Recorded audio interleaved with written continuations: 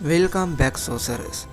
සමහර කතා තියෙනවා ඒ කතාවල සමහර කොටස් තියෙනවා ඒ කොටස් බැලුවට පස්සේ අපිට අය කවදාවත් ඒ කතාව දිහා කලින් බලපු විදියට බලන්න බැරි වෙනවා. ඉතින් අද අපි ඒ විදිහේ කතාවක් තමයි බලන්න යන්නේ. මර්ලින් පළවෙනි කතා සමයේ 8 වෙනි එපිසෝඩ් එක. මේ එපිසෝඩ් එක නම් කරලා තිබුණේ The Beginning of the End කියලා. ඒ කියන්නේ අවසානයේ ආරම්භය. හිතන්න මෙහෙම දෙයක්. අද දවසේ අහිංසක පොඩි ළමයෙකුගේ ජීවිතේ බේර ගන්නවද? එහෙම නැත්නම් ඒ ළමයාව මැරෙන්න ඇරලා අනාගතයේදී මුළු රාජධානියක්ම බේර ගන්නවද? මෙන්න මේ වගේ ප්‍රශ්නයකට මේ කතාව අද මුල පුරනවා. මේ කතාවේ අපි දකිනවා මර්ලින් යාගේ ජීවිතේ මුහුණ දෙන ලොකුම සදාචාරාත්මක අභියෝග වලින් එකකට මුහුණ දෙනවා. එක පැත්තකින් ඉන්නවා මායාව නිසා දඩයම් කරනු ලබන බියටපත් වුණු අහිංසක ඩ්‍රුයිඩ් පිරිමි ළමයෙක්. අනිත් පැත්තෙන් තියෙනවා ඒ ළමයා අනාගතයේදී ආතර් කුමාරයා මරා දමන බවට වූ අතිවිහිසුණු අනාවැකියා.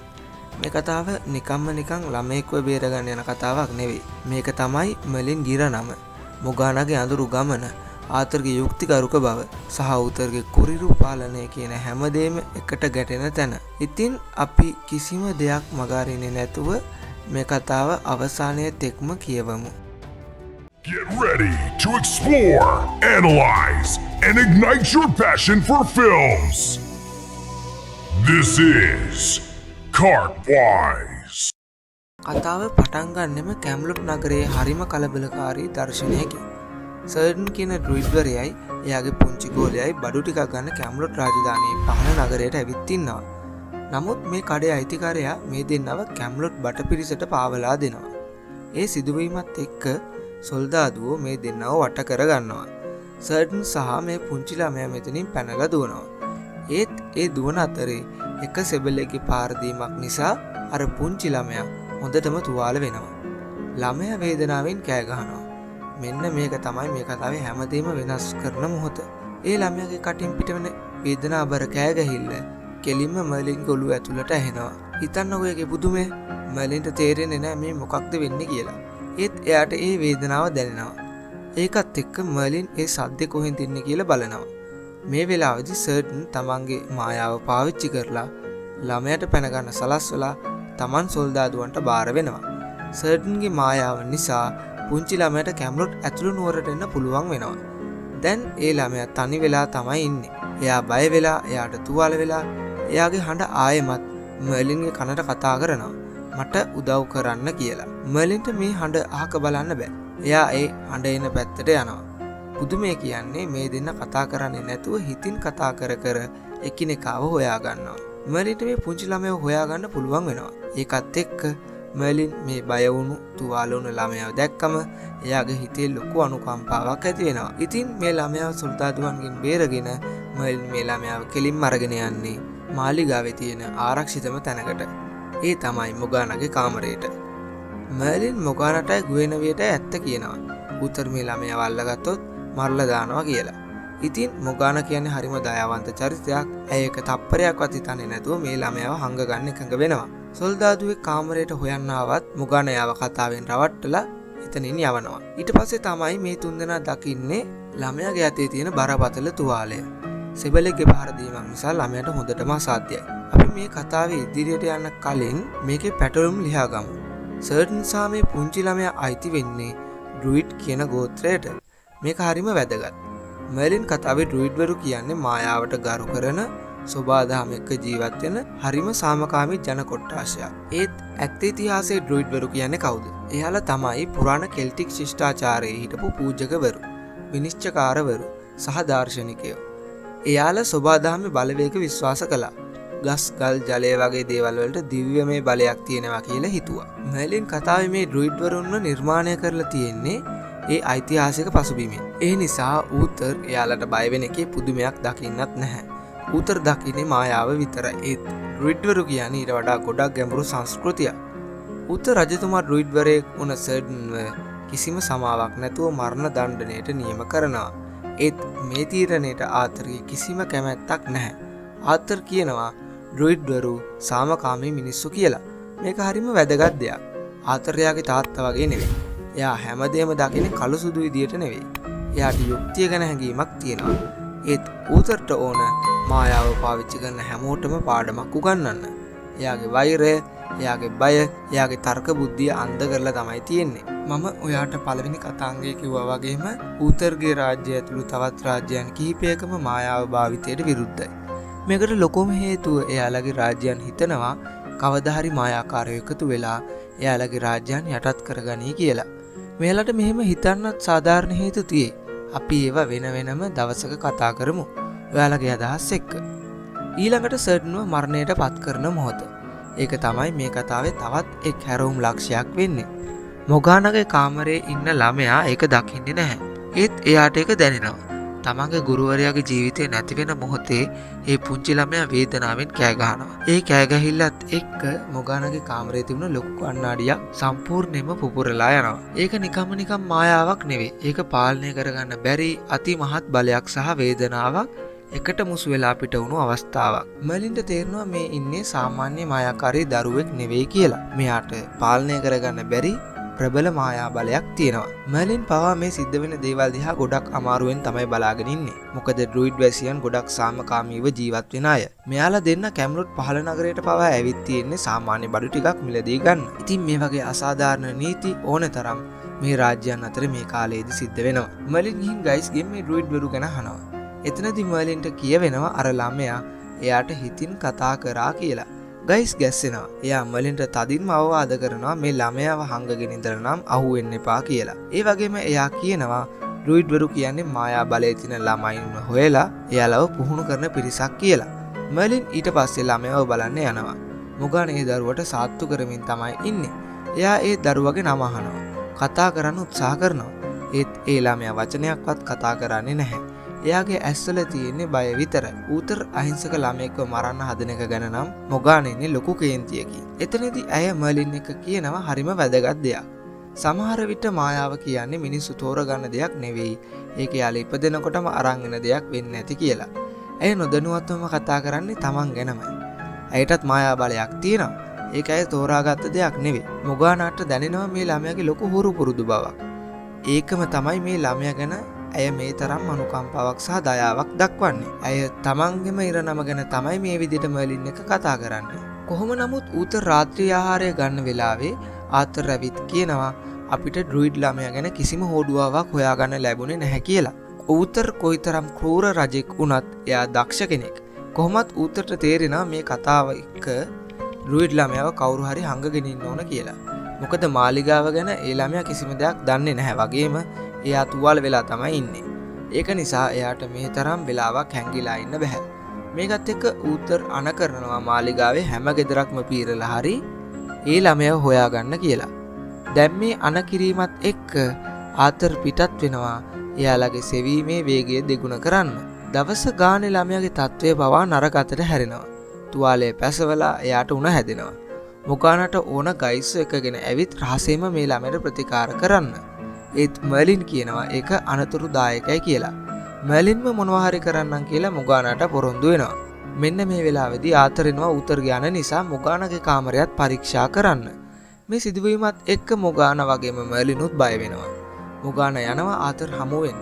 ඒ අතරේ මර්ලිනුයි ළමයයි මොගානගේ කාමරේ තියෙන තිරයක් පිටුපස තමයි හැංගිලා ඉන්නේ. මර්ලින් දකින්න එයාගේ සපත්තු කුට්ටම මොගානගේ කාමරේ පේන්නම තියෙයි කියලා. ආතර් එක දැක්කොත් කෙලින්ම මර්ලින්ව අඳුරගන්න නිසා මර්ලින් හොරෙන්ම මායාවක් කරලා ඒ සපත්තු දෙකත් එයා ළඟට ගෙන්න ගන්නවා. මේ අතරේ මොගාන හරිම උපක්‍රමශීලීව එයා හොයන ළමයා අර තිරේ පිටිපස්ස ඉන්නේ කියලා විහිළුවක් කරනවා. මොගානට ඕනේ ආතර් මේ කරන වැඩේ තේරුමක් නැහැ කියලා ආතරට අඟවන්න. ඒකයි එයා ඒ විදියට කියන්නේ. ඉතින් ආතර් හිතනවා මොගානයට විහිළු කරනවා කියලා. ඒක නිසා එයා තිරේ පිටිපස්සේ බලන්නේ නැතුවම මොගානගේ කාමරෙන් පිටත් වෙලා යනවා. ඒත් ඇත්තටම ළමයා හිටියේ එතන. ආතරගේ හිතේ මොගාන ගැන තියෙන විශ්වාසය නිසා තමයි මේ විදියට ළමයාගේ ජීවිතේ බේරුනේ. ඊළඟට මර්ලින් යනවා ඩ්‍රూయిඩ් ළමයාට ඕන කරන බෙහෙත් මොනවද කියලා හොයන්න. එයා ගයිස් ළඟ තියෙන පොත් එහෙම හොඳට අධ්‍යයනය කරලා බෙහෙත් වර්ග කිහිපයක්ම හොයා ගන්නවා. එයා ඒ හොයාගත්ත බෙහෙත් මල්ලකට දාගෙන මොගානගේ කාමරයට යන්න හදනකොටම කාමරේ දොර අරගෙන ගයිස් එතනට එනවා. එයා හිතන්නේ මර්ලින් වෛද්‍ය ශාස්ත්‍රය ඉගෙන ගන්න උනන්දු වෙලා කියලා. මේකට ගයිස්ට සතුටුයි. ඉතින් ගයිස් මර්ලින්ව වාඩි කරගෙන දේශනයක් දෙන්න පටන් ගන්නවා. කොහොමින් කොහොම හරි මර්ලින් එතනින් පැනගෙන අර ළමයා ගාවට යනවා. එතනදී තමයි මේ කතාවේ තවත් පුදුම දෙයක් වෙන්නේ. මොගාන ළමයාට වතුර ටිකක් ගේන්න ගිය වෙලාවක අර ළමයා මර්ලින්ට හිතින් කතා කරනවා. ස්තුතියි එම්රස්. මර්ලින් මේකත් එක්ක ගැස්සෙනවා. එම්රස් ඒ කවුද? මර්ලින් ඒ නම ජීවිතේට අහලා නැහැ. ඒ වගේම එයාට හොඳටම විශ්වාසයි එයාගේ නම මර්ලින් කියලා. මර්ලින් අහනවා ඔයා කොහොමද මං ගැන දන්නේ කියලා. ඒත් ළමයාට තවත් ශක්තියක් ඉතිරි වෙලා නැහැ. එයා කිසිම කතාවක් නැතුව නින්දට වැටෙනවා. ඩ්‍රොයිඩ්වරු කොහොමද ඒ නම දන්නේ? මේක තමයි මර්ලින්ගේ දෛවය ගැන තියෙන ලොකුම ඉඟියක් අපිට මේ කතා මාලාවේදී හම්බ වෙන්නේ. එම්රස් කියන්නේ ඩ්‍රොයිඩ්වරු වගේම ඕල්ඩ් රිලිජන් එකට සම්බන්ධ ගොඩක් මායාකාරයෝ මර්ලින්ව හඳුන්වන්න දාපු බලවත් නමක්. මේක දැන් මර්ලින්ට ලොකු ප්‍රශ්නයක් වෙලා තියෙන්නේ. මොකද එයාට මේ කිසි දෙයක් තේරෙන්නේ නැහැ. මේ අලුත් ප්‍රශ්නෙත් එක්ක මර්ලින් කෙලින්ම යන්නේ මහා මකර ගාවට. මකර තමයි මේ අභිරහස විසඳන්නේ. මකර කියනවා ඔයාට නම් ගොඩක් තියෙනවා. ඒ වගේ එකක් තමයි එම්රස් කියලා කියන්නේ. ඔයා ගැන කියවෙන ගොඩක් අනාවැකිත් තියෙනවා. ඔයාට ඒවා ගැන ඉදිරියට දැනගන්න ලැබෙයි කියලා. කැම්ලොට් වලදී මර්ලින් කියන්නේ නිකන් සේවකයෙක් වුණාට මායා ලෝකය ඇතුලේ ඩ්‍රොයිඩ්වරුන් අතරේ සහ තවත් මායා ගෝත්‍ර අතරේ මර්ලින් කියන්නේ එම්රස් කියන අනාවැකියක එන ශ්‍රේෂ්ඨ මායාකාරයෙක්. ඒත් ඊළඟ මොහොතේ මකර කියන දේ මර්ලින්ව කම්පණයට පත් කරනවා. මකර කියනවා ඔයා ඒ ළමයට උදව් නොකළ යුතුයි කියලා. මර්ලින් ඒකට හේතුව දැනගන්න උත්සාහ කරත් හේතුව කියන්නේ නැතුවම මකර මෙතනින් පියාඹලා යනවා.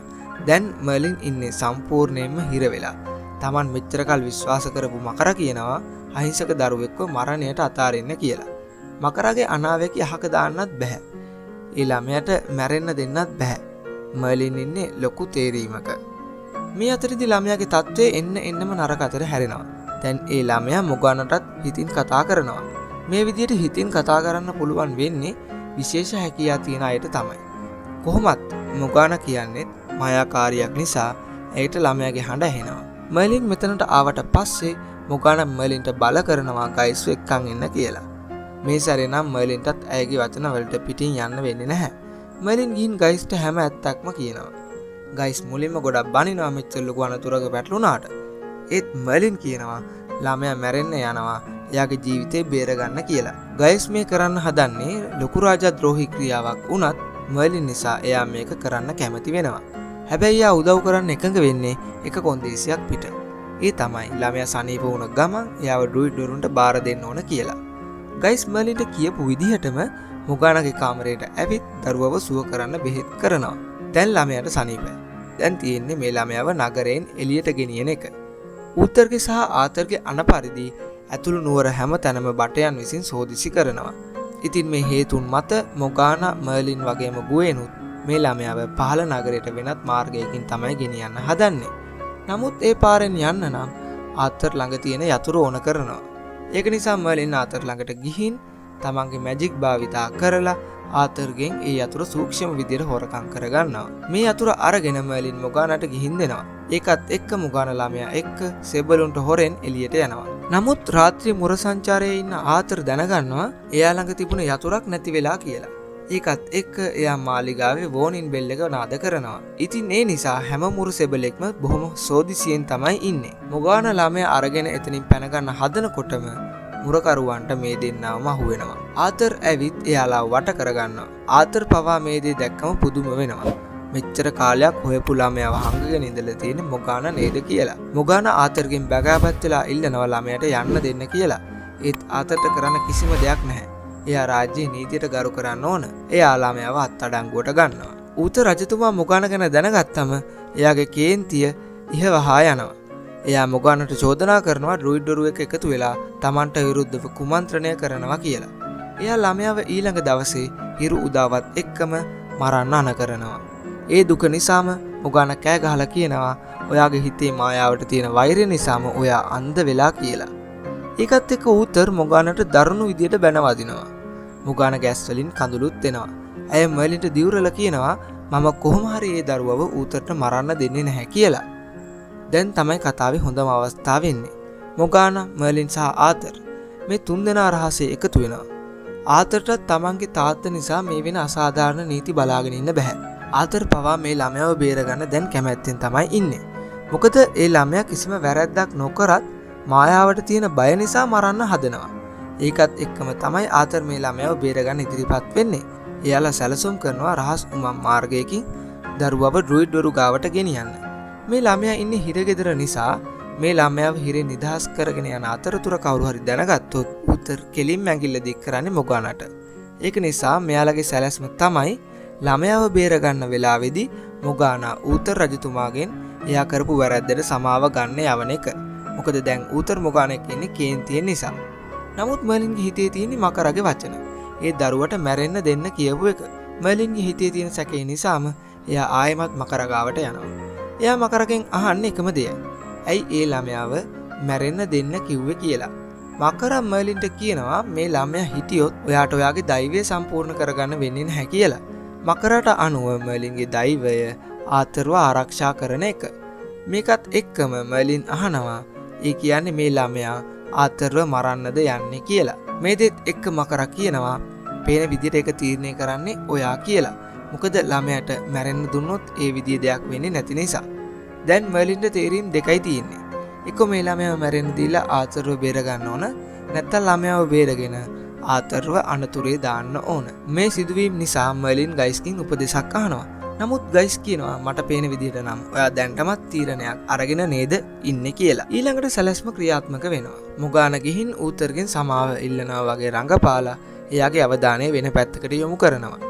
ඒ අතරේ ආතර් මුරකරුවන්ව රවට්ටලා ළමයාව හිරගෙදරින් නිදහස් කරගන්නවා. එයා ඩ්‍රොයිඩ්වරුන්ටත් පණිවිඩයක් යවලා තියෙන්නේ කැලේ මායිම ළඟට එන්න කියලා.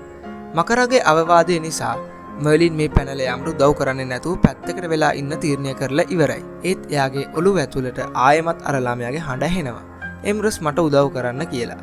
මොකද දැනටමත් ළමයා හිරෙන් නිදහස් වෙලා ඉන්නේ කියලා මාලිගාවේ රජතුමාත් දැනගෙන ඉවරයි. මර්ලින්ට තවත් බලාගෙන ඉන්න බෑ. එයාගේ හිතේ තියෙන මනුස්සකම දයාව අනාවැකියකට වඩා බලවත් වෙනවා. එයා දුවගෙන ගිහින් සොල්දාදුවන්ව රවට්ටලා ආතරටයි ළමයටයි පැන ගන්න උදව් කරනවා. ළමයා යන්න කලින් මර්ලින්ට පොරොන්දුවක් දෙනවා එම්රස් අපි ආයේ දවසක හමුවෙමු කියලා. මේ ගැන විස්තර අපි ඉදිරියේදී කතා කරමු. කතාව අවසානයේ ආතර් ඒ ළමයාව ඩ්‍රොයිඩ්වරුන්ට බාර දෙනවා. ඉතින් මේ ළමයා ආතරගෙන් වෙන් වෙලා යන්න කලින් ආතර් අහනවා මොකද්ද ඔයාගේ නම කියලා. එතකොට මුළු කතාවම පළවෙනි වතාවට ඒ ළමයා කටහඬ අවදි කරනවා. එයා කියනවා එයාගේ නම මොඩ්රෙඩ් කියලා. ආතර් ඒ නම අහලා එයාට සමුදෙනවා. මොඩ්රෙඩ් මේ කතාවේ වටිනම කෙනෙක් වෙන්නේ කොහොමද කියලා අපි ඉදිරි කොටස්වලදී කතා කරමු. දැන් අපි බලමු මේ කොටසේ තියෙන සැඟවුණු දේවල් සහ ගැඹුරු අර්ථයන් ගැන. පළවෙනි දේ තමයි මොඩ්රෙඩ් කියන චරිතය. අපි මේ කොටසේ දකින්නේ අහිංසක බය වුණු කතා කරන්නේවත් නැති පුංචි දරුවෙක්. ඒ නිසා මකර කියන අනාවැකිය අපිට පිළිගන්න අමාරුයි. කොහොමද මේ වගේ දරුවෙක් දවසක ආතරව මරන්නේ? මේක තමයි මේ කතාවේ තියෙන දක්ෂම දේ. එයාලා මොඩ්රෙඩ්ව අපිට පෙන්වන්නේ ගොදුරක් විදියට. ඒ නිසා අපිත් මර්ලින් වගේම එයාව බේර ගන්න ඕන කියන පැත්තට තල්ලු වෙනවා. මොකද මුල් පුරාවෘත්ත වලට අනුව මොඩ්රෙඩ් කියන්නේ ආතරගේ අවසානයට හේතු වන කෙනා. සමහර කතාවල එයා ආතරගේම පුතා. තවත් කතාවල එයා ආතරගේ බෑනා. කොහොමුණත් මේ ගැන විස්තර තව ඉදිරියේදී අපි කියවමු. දෙවෙනි කාරණය මොගානගේ පරිවර්තනය. මේ කොටසේ තමයි මොගාන ඌතරගෙන් සම්පූර්ණයෙන්ම වෙන් වෙන තැන. ඇය ඌතරගේ නීතිවලට විරුද්ධව යනවා විතරක් නෙවෙයි, එයා ඌතරගේ මුළු දර්ශනයම ප්‍රශ්න කරනවා. තුන්වෙනියට මර්ලින්ගේ තීරණය. මකර කියනවා අනාවැකිය වෙනස් කරන්න බෑ. ඒ නිසා නරකේ උල්පත මුලදිම කපලා දාන්න ඕන කියලා. ඒත් මර්ලින් තෝරගන්නේ මනුස්සකම. එයාට පුළුවන් කමක් නැහැ අනාගතේ වෙයි කියන දෙයක් නිසා වර්තමානයේ ඉන්න අහිංසක ළමයෙක්ව මැරෙන්න දෙන්න. එයා නිකන් ඉරණමේ රූකඩයක් නෙවෙයි. එයා තමන්ගේ තීරණ ගන්න, හරි වැරද්ද තෝරගන්න පුළුවන් කෙනෙක්. ඒත් ඒ තීරණේ ප්‍රතිඵලවලට අනාගතයේදී මර්ලින්ට මුහුණ දෙන්න වෙනවා. ඒක තමයි මේ කතාවේ තියෙන ඛේදවාචකය. මේ කොටස මර්ලින් කතා මාලාවේ සරල කොටසක් නෙවෙයි. මේක තමයි මුළු කතාවෙම අනාගතයේ ලියවෙන තැන. මර්ලින්ගේ ලොකුම බර මොගානගේ පළවෙනි කැරැල්ල, ආතරගේ වීරත්වය සහ මොඩ්රෙඩ් කියන අනාගත තර්ජනයේ උපත. මේ හැමදේම සිද්ධ වෙන්නේ මේ කොටස ඇතුලේ. ඉතින් ඔයාලා මොකද හිතන්නේ? මර්ලින් ගත තීරණය හරිද? මෙන්න මේ ප්‍රශ්නේ ඉදිරි කරලා මේ එපිසෝඩ් එකත් නිමවටපත් වෙනවා. අපි තවත් මර්ලින් රසබර කතාවකින් ඉක්මනින්ම හමු වෙමු. Peace.